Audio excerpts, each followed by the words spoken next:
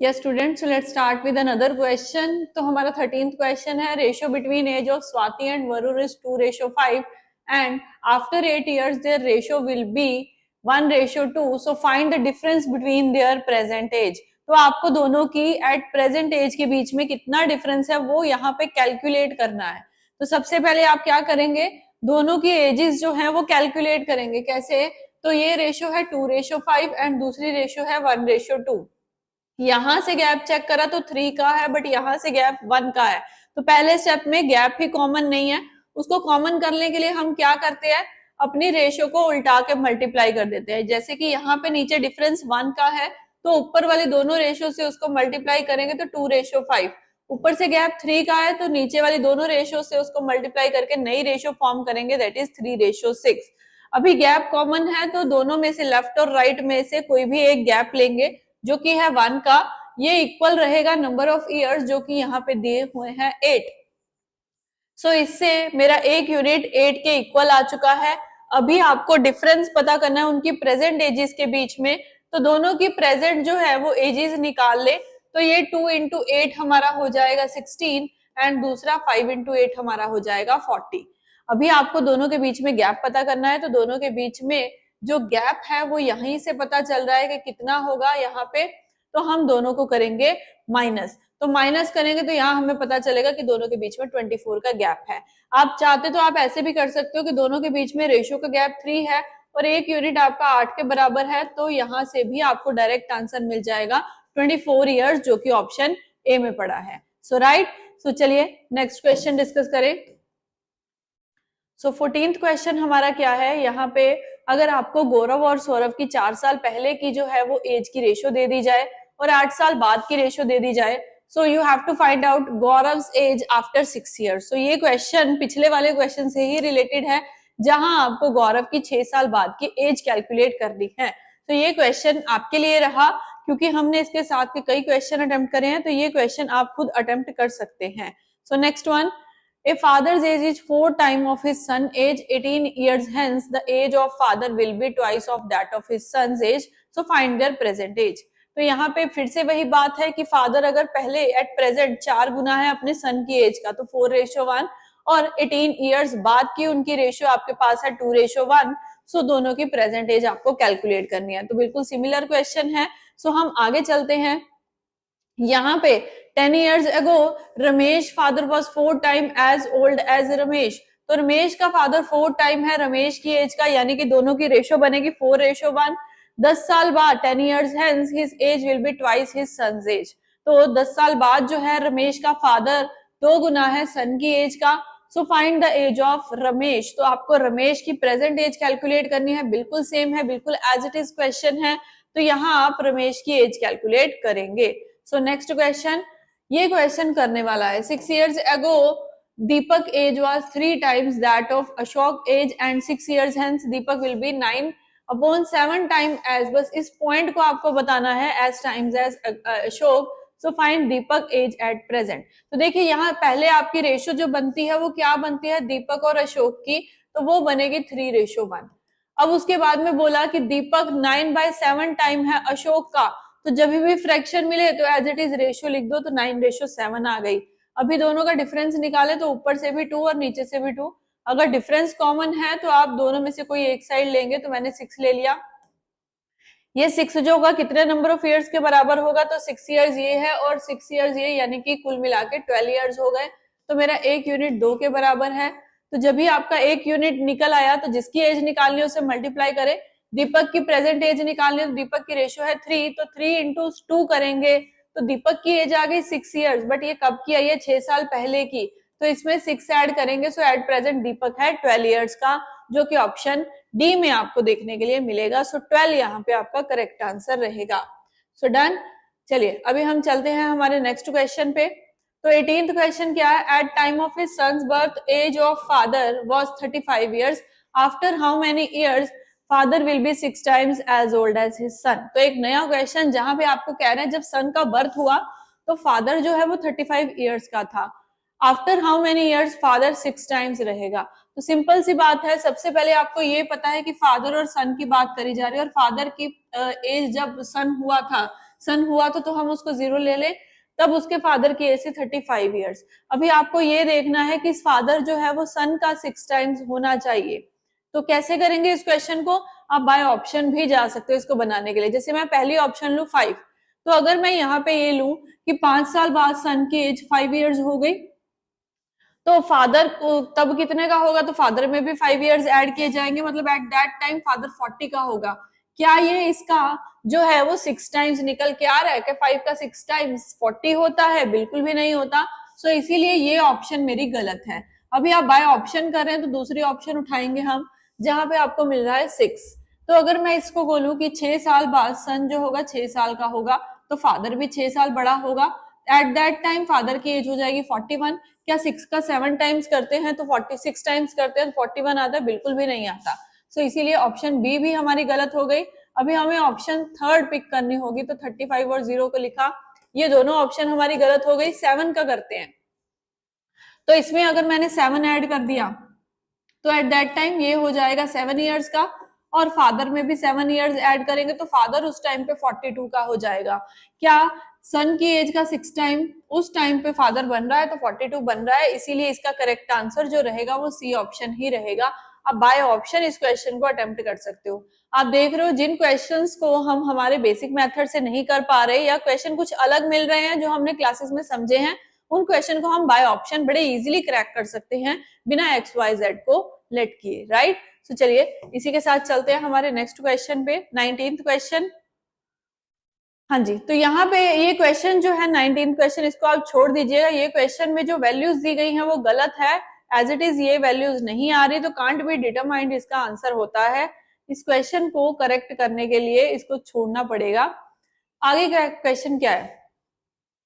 My present age is 3 times of my son's present age. 5 years hence, my age will be 2.5 times of my son's age. तो find my present age. तो इस question में क्या बोला क्या जा रहा है भाई? तो सबसे पहले बोलते हैं कि मेरी आज की जो प्रेजेंट एज है वो मेरे सन की प्रेजेंट एज का 3 टाइम है। 5 साल बाद मेरी जो एज रहेगी 2.5 टाइम रहेगी मेरे सन की एज का। तो आपको दोनों की रेशियोज बनानी होंगी। कैसे बनाएंगे आप? तो चलिए देखें इसको। सबसे पहले उसने बोला माई प्रेजेंट एज, तो मैं एक फादर और एक सन ले लेती हूँ क्योंकि आगे उसके सन की बात करी गई है। तो ये रेशियो बनती है 3:1। 5 साल बाद कहते हैं माई एज वॉज 2.5 टाइम, तो 2.5 यानी कि 2.5, जिसको हम 5/2 लिख सकते हैं। जब आपके पास ये फ्रैक्शन आ गई तो फ्रैक्शन से एज इट इज रेशियो बना देंगे 5:2।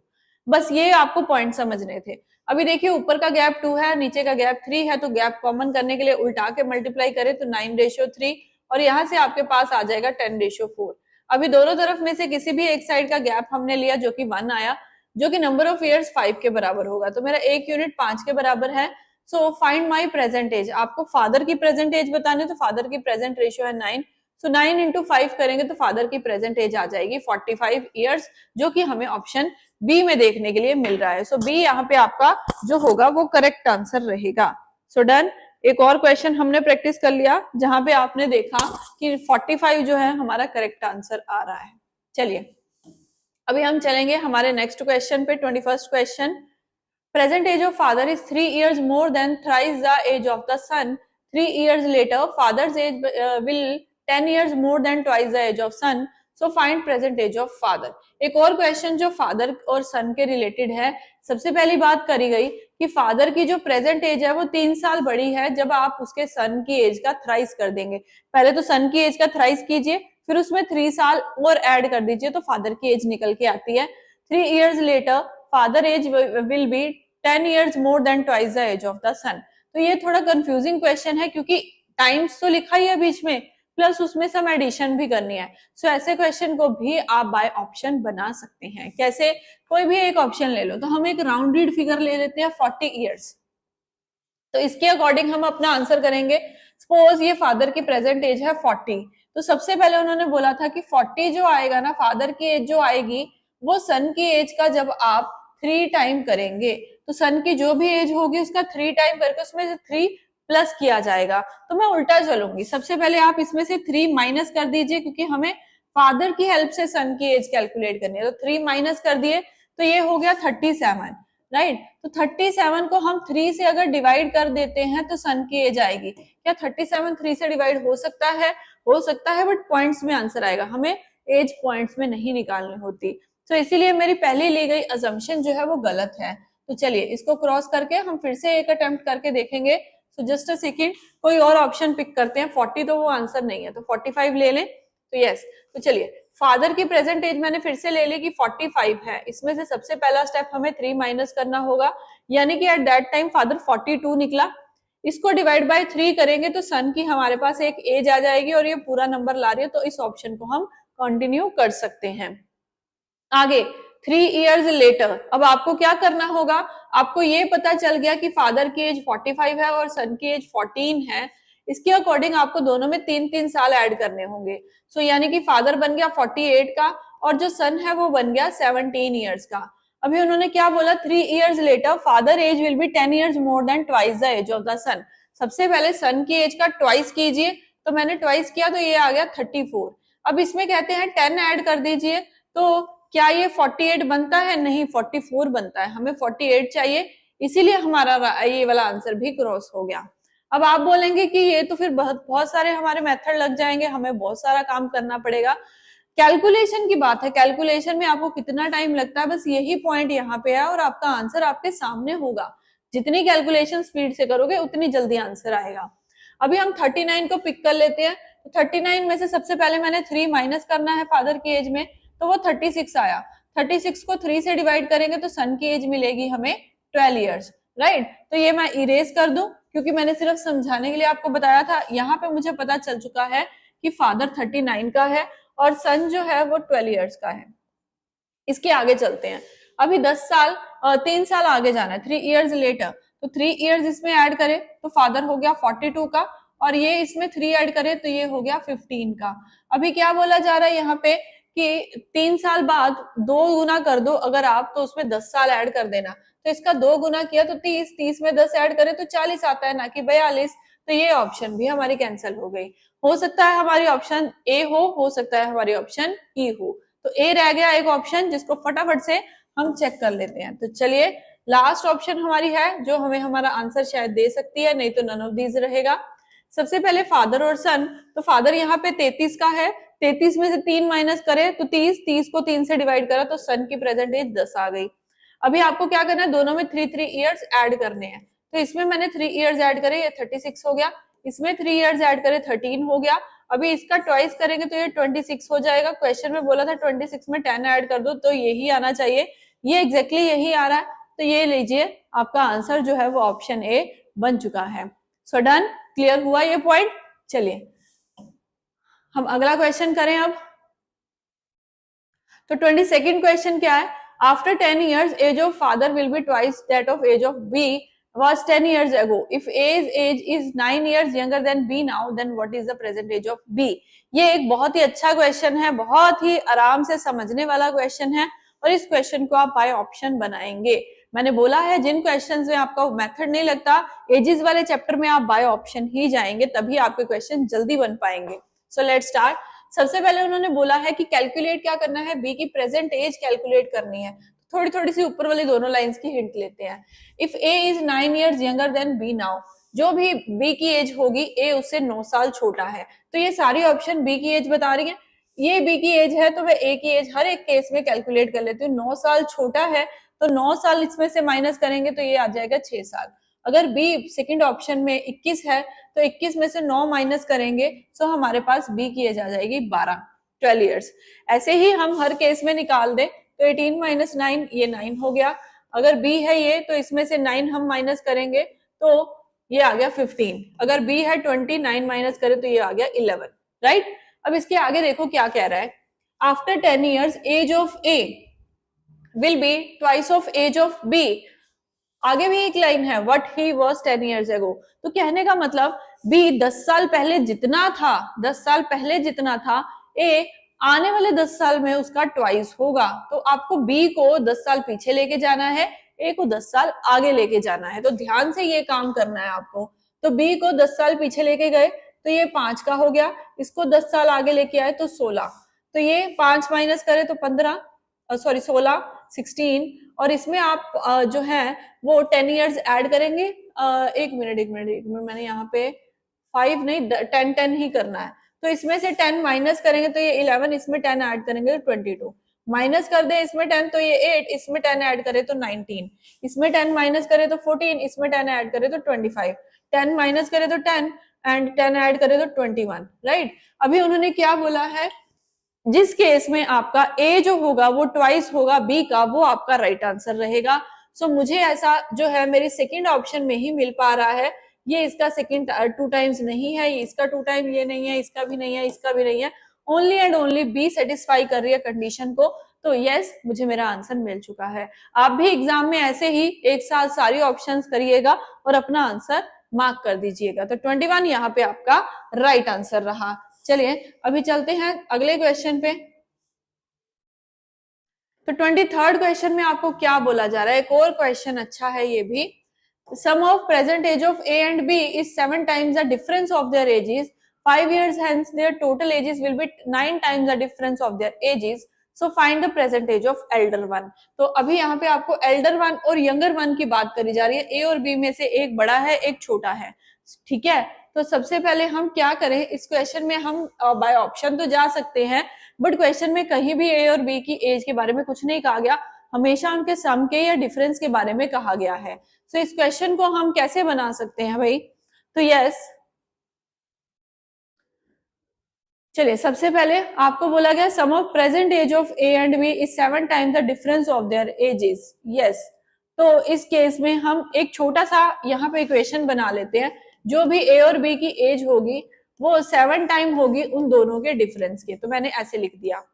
आगे उन्होंने बोला 5 साल बाद their total ages will be 9 time their difference. तो 5 साल बाद यानी कि ए और बी की एज में टोटल आप 10 ऐड करेंगे, 5 साल ए के 5 साल बी के, तो जो निकलेगा आपके पास वो 9 टाइम्स होगा their difference. 9 time their difference, तो डिफरेंस में भी हमें 10 ऐड करना होगा, है ना। 10 साल बाद की बात है। डन। तो बस 2 इक्वेशंस बन चुकी हैं और मुझे नहीं लगता यहाँ पे कोई ऑप्शन अप्लाई करी जाएगी, क्योंकि ना ए की एज पता है ना बी की एज पता है, एल्डर वन कौन है ये नहीं पता, और तीसरी बात कोई आपको हिंट नहीं मिल पा रहा, पूरा इक्वेशन में प्लस और माइनस का ही, सम और डिफरेंस का ही कंसेप्ट है। तो चलिए इक्वेशन बना लें। तो यहाँ से आपके पास a प्लस बी, और ये जो a है यहाँ पे 7a माइनस 7b लगा सकते हैं। तो इसमें से हमें क्या हेल्प मिल रही है, तो a माइनस 7a, दूसरी तरफ माइनस 7b माइनस b बन रहा है। तो यहाँ पे आपके पास 6a और यहाँ पे आपके पास 8b आया, तो ये दोनों कैंसिल करें तो हमारे पास 3a जो कि 4b के बराबर आ रहा है। अभी तक तो हमें यहाँ से ये मिला, तो दूसरी लाइन की हेल्प लेते हैं, उससे क्या निकलता है हमारे पास, तो यहाँ से आपके पास निकल रहा है a प्लस बी प्लस 10 और सेकेंड साइड पे 9a माइनस 9b प्लस 90 मिल रहा है। तो यहाँ से भी अगर सॉल्व करें तो a minus 9a minus 8a, तो दूसरी तरफ माइनस ये 9b वहां पे जाके प्लस हो जाएगा तो 10b, और यहाँ पे 90 माइनस 10 करें तो हमारे पास 80 आ जाएगा। ठीक है, ओके। सो चलिए यहाँ से हमें इक्वेशन सी बनती कुछ लग रही है कि कुछ हो सकता है। तो देखिए a की वैल्यू यहाँ पे अगर निकालनी हो तो 4/3 भी लिख सकते हैं उसकी जगह पे, तो हम यहाँ पे 8 की जगह पे यही लिखेंगे। तो 4/3 से इसको मल्टीप्लाई करेंगे और यहाँ पे आपके पास है 10b, यहाँ पे भी b है, एक छोटा सा b है यहाँ पे जो आप ऐड कर लीजिएगा, इक्वल्स टू 80। तो अभी हमें एलसीएम लेना होगा, बट उससे पहले मल्टीप्लाई, तो 4 8 32, 32/3 यहाँ आ गया b plus 10b equals to 80। तो फिर से एलसीएम लेंगे हम, तो यहाँ कर लेते हैं, तो ये एलसीएम आता है 3 माइनस 32b प्लस 30b जो कि बराबर है 80 के। तो यहाँ से आप देखेंगे प्लस माइनस माइनस रहेगा, तो माइनस 2b जो कि यहाँ पे आपके पास नीचे 3b है और यहाँ 80 है। तो फिर से सॉल्व किया तो यहाँ पे आपको माइनस का साइन इग्नोर करना होगा, 40 इंटू 3 यानी कि 120 आ रही है बी की एज। तो कुछ ऐसा यहाँ पे काम बन रहा है कि बी की एज आ रही है 120। तो चलिए 120 तो आ गई, इसके ऊपर क्या आ जाएगा, कुछ हो सकता है इसमें कोई दिक्कत आ रही हो। आप देख सकते हो मैंने आपको यहाँ पे मेथड एक्सप्लेन कर दिया, इस क्वेश्चन को आप सॉल्व कर सकते हैं और अपना आंसर कर सकते हैं। सो मैं भी एक बार ही चेक कर लूंगी इस क्वेश्चन में कोई दिक्कत तो नहीं है, कोई इश्यू तो नहीं, कोई प्रॉब्लम तो नहीं है। आप भी चेक कर लीजिए, हो सकता है कोई कैलकुलेशन इधर उधर हो गई हो, आप वो भी कर सकते हो। इस क्वेश्चन को हम अपने नेक्स्ट वाले जो हम असाइनमेंट करेंगे उसमें डिस्कस कर लेंगे एक बार फिर से। अभी आप भी इस क्वेश्चन को बना के देखिएगा, ठीक है। सो नेक्स्ट क्वेश्चन करते हैं 24th। यस, तो इस क्वेश्चन में अगर आपके पास present age of son and father का सम दिया हुआ है और 6 साल पहले की रेशियो दी गई है, तो सन की एज 6 साल बाद, ये क्वेश्चन आप बना सकते हो, एक इजी लेवल का क्वेश्चन बन चुका है। इसके लिए हम आगे चलते हैं। नेक्स्ट 25th क्वेश्चन में आपको बोला गया कि 5 साल पहले फादर 7 गुना है अपने सन की एज का, 5 साल बाद जो है फादर 3 टाइम है अपने सन की एज का, तो आपको दोनों का टोटल बताना है। तो यस, ये भी रेशियो वाला क्वेश्चन है जो आप बना सकते हैं, एक इजी लेवल का क्वेश्चन है। इसके साथ के हमने कई क्वेश्चन सॉल्व कर लिए हैं, सो ये क्वेश्चन मैं आपके लिए छोड़ रही हूँ, आप इसको कवर करिएगा, ठीक है। सो इस क्लास में हमने 25 क्वेश्चंस कर लिए, रिमेनिंग 25 क्वेश्चंस हम नेक्स्ट क्लास के अंदर करेंगे। जो क्वेश्चन हमारा रह गया वो भी अगली क्लास में हम डिस्कस कर लेंगे। आप भी प्रैक्टिस करिए अब आगे, ठीक है। सो मिलेंगे नेक्स्ट क्लास में। Till then, thank you everyone.